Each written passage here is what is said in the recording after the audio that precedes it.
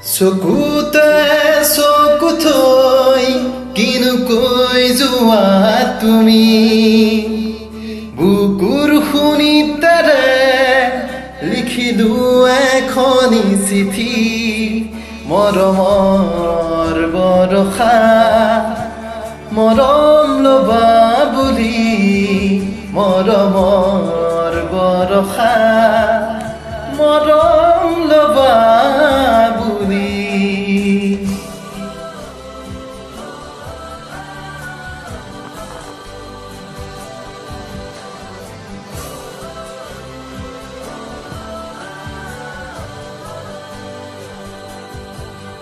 চকুতে